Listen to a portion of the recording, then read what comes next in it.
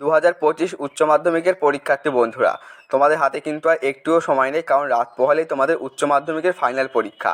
তাই কিন্তু তোমাদের জন্য আজকের এই ভিডিওতে এডুকেশন বিষয়ের মাত্র 30টি এসিকিউ গুরুত্বপূর্ণ প্রশ্ন নিয়ে চলে আসলাম। কাজেই যারা পরীক্ষা ভালো মার্কস আনতে চাইছো, ভিডিওটি প্রথম থেকে শেষ পর্যন্ত দেখো। তো এই এসিকিউ প্রশ্নের সঙ্গেই থাকবে কিন্তু তার উত্তর। তো প্রশ্নগুলো ভালো করে দেখো এবং তার উত্তরগুলো ভালো করে দেখে নাও। তো বন্ধুরা, শুরু করবো ভিডিওটি। তার আগে একটা কথা বলি, ভালো লাগে লাইক করবে, চ্যানেলকে সাবস্ক্রাইব করে অবশ্যই পাশে থাকবে। তো দেখে নাও, শুরু করছি আজকের এই ভিডিওটি। উচ্চ মাধ্যমিক এডুকেশন মাত্র 30টি গুরুত্বপূর্ণ প্রশ্ন। দেখে নাও, প্রথম একের দাগের প্রশ্ন বলা হয়েছে পাজেল বক্স কি। এর সঠিক উত্তর দেখো, থর্নডাইক শিখনের সঠিক কৌশল নির্ণয়ের জন্য বিড়াল ও মাছ নিয়ে পরীক্ষা করার সময় বিশেষ এক ধরনের বক্স ব্যবহার করেছিলেন। ওই বক্সের নাম পাজেল বক্স। পরে দেখে নাও, দুইয়ের দাগের প্রশ্ন বলা হয়েছে SUPW এর পুরো কথাটি লেখো। দেখে নাও, এর পুরো কথাটি হচ্ছে সোশ্যালি ইউজফুল প্রোডাক্টিভ ওয়ার্ক। পরের প্রশ্ন দেখে নাও, তিনের দাগে বলা হয়েছে বয়স্ক শিক্ষা কাকে বলে।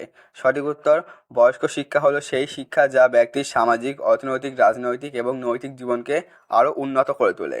এর পরের প্রশ্ন চারের দাগে বলা হয়েছে কম্পিউটারের স্মৃতি কয় প্রকার ও কী কী।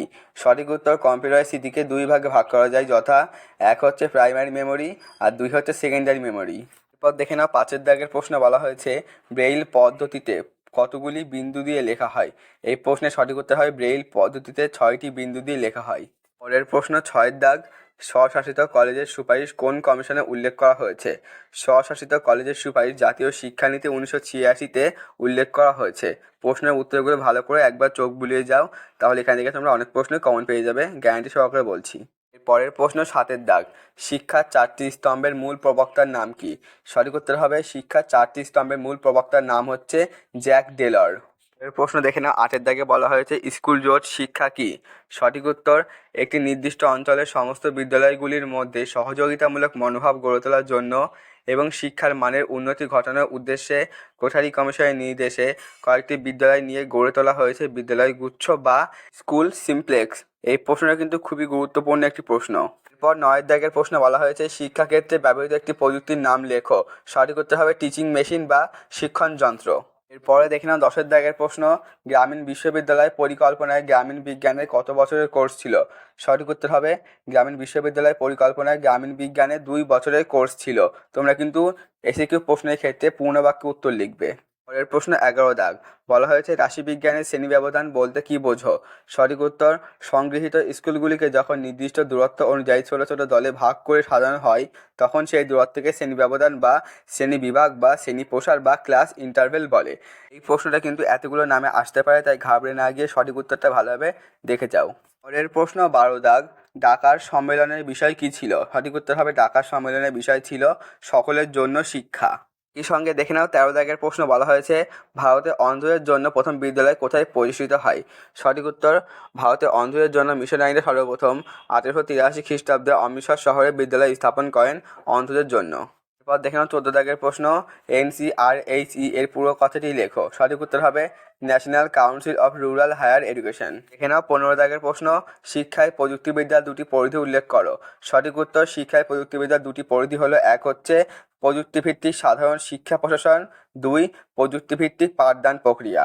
পর দেখো 16 দাগের প্রশ্ন বলা হয়েছে IGNOU পুরো নাম লেখো। সঠিক উত্তর হবে Indira Gandhi national open university. এরকম প্রশ্ন কিন্তু তোমরা অনেকগুলোই পাবে পরীক্ষার হলে। দেখে না 17 দাগের প্রশ্ন, শ্রীনিকেতন কে প্রতিষ্ঠা করেছিলেন। সঠিক উত্তর, শ্রীনিকেতন রবীন্দ্রনাথ ঠাকুর 1922 খ্রিস্টাব্দে 6 ফেব্রুয়ারি প্রতিষ্ঠা করেছিলেন। পরে দেখে নাও 18 দাগের প্রশ্ন, স্বামী বিবেকানন্দের মতে শিক্ষা কি। সঠিক উত্তর, বিবেকানন্দের মতে মানুষের অন্তর্নিহিত সত্তার পরিপূর্ণ বিকাশ সাধনই হলো শিক্ষা। পর দেখে নাও 19 প্রশ্ন, আগ্রহের একটি বৈশিষ্ট্য উল্লেখ করো। সঠিক উত্তর, আগ্রহের বৈশিষ্ট্য হলো আগ্রহ পরিমাপযোগ্য। আগ্রহ পরিমাপের জন্য বর্তমানে একাধিক অভিক্ষা ব্যবহৃত হয়। পরের প্রশ্ন 20 দাগ, ভারতের কোন রাজ্যে সাক্ষরতা সবচেয়ে বেশি। সঠিক উত্তর হবে কেরালাতে প্রায় 94% সাক্ষরতা। পরে দেখে নাও 21 দাগের প্রশ্ন, শিক্ষাক্ষেত্রে ড্রপ আউট বলতে কি বোঝো। প্রাথমিক শিক্ষা স্তরের শেষ ধাপে পৌঁছানোর আগেই বহু ছেলেমেয়ে বিদ্যালয় ছেড়ে চলে যায়, অর্থাৎ প্রথমে পঠন পাঠন বন্ধ করে দেয়। শিক্ষাক্ষেত্রে এদের ড্রপ আউট বলে। এরপর দেখে নাও 22 প্রশ্ন, দূরশিক্ষা কাকে বলে। যে শিক্ষা ব্যবস্থায় শিক্ষার্থীরা কোনো শিক্ষা প্রতিষ্ঠানে না গিয়ে এবং শিক্ষকের সঙ্গে সরাসরি যোগাযোগ ছাড়া কিংবা সামনাসামনি না বসে ডাকযোগ বা অন্য কোনো মাধ্যমের সহায়তায় শিক্ষালাভ করে তাকে দূরশিক্ষা বলা হয়। পরের প্রশ্ন 23, থর্নডাইকের দেওয়া প্রধান 3টি সূত্র কী কী। দেখে নাও, 1 হচ্ছে ফল লাভের সূত্র, 2 হচ্ছে অনুশীলনের সূত্র আর 3 প্রস্তুতির সূত্র। পর 24-এর প্রশ্ন, আগ্রহের একটি বৈশিষ্ট্য লেখো। সঠিক উত্তর, অনুরাগ বা আগ্রহের একটি বৈশিষ্ট্য হলো অনুরাগ বা আগ্রহ চাহিদা নির্ভর। অনুরাগ সৃষ্টির মূল কারণ হলো চাহিদা বা অভাববোধ। 25 দাগের প্রশ্ন দেখে নাও, কোঠারি কমিশনের মতে প্রাক প্রাথমিক শিক্ষার একটি লক্ষ্য লেখো। কোঠারি কমিশনের মতে প্রাক প্রাথমিক শিক্ষার লক্ষ্য হলো শিশুকে তার অনুভূতি আবেগ বুঝতে, প্রকাশ ও নিয়ন্ত্রণ করতে সাহায্য করা। পরের প্রশ্ন দেখো 26, শ্রেণীকক্ষে শিশুদের একটি আচরণমূলক সমস্যা উল্লেখ করো। শ্রেণীকক্ষে শিক্ষার্থীদের মধ্যে দেখা যায় এমন একটি আচরণগত সমস্যা হলো স্কুল পড়ানো বা মিথ্যা কথা বলা। এর প্রশ্ন দেখে নাও 27, সফটওয়্যার ও হার্ডওয়্যার বলতে কি বোঝায়? একটি প্রযুক্তি তৈরি হওয়ার পর যেসব তথ্য বা নির্দেশের সাহায্যে ওই প্রযুক্তিকে চালনা করা হয় তাই হলো সফটওয়্যার। আর 2 হচ্ছে যেসব যন্ত্রাংশ দিয়ে প্রযুক্তি গঠন করা হয় তাকে বলে হার্ডওয়্যার। সফটওয়্যার হার্ডওয়্যার পার্থক্য আছে, তোমরা এটাই লিখে দেবে, তোমরা এখান থেকে 1 নাম্বার তাহলে পেয়ে যাবে। কেন 28-এর প্রশ্ন, AICTE এর পুরো কথাটি লেখো। সঠিক উত্তর, all India council of technical education. এখানে 29-এর প্রশ্ন, বিদ্যুতের প্রয়োজন হয় না এমন দুটি শিক্ষা প্রযুক্তির উদাহরণ দাও। সঠিক উত্তর হবে চার্ট ও মডেল। দেখে নাও আজকের ভিডিও লাস্ট এসিকিউ প্রশ্ন 30, পরিসংখ্যা বন্টন গঠনের সময় ট্যালি চিহ্ন ব্যবহার করা হয় কেন? সঠিক উত্তর, একগুচ্ছ স্কোরের মধ্যে কোনো বিশেষ শ্রেণী বিভাজনে কতগুলি স্কোর রয়েছে তা দ্রুত বের করার জন্য পরিসংখ্যা বন্টন গঠনের সময় ট্যালি চিহ্ন ব্যবহার করা হয়।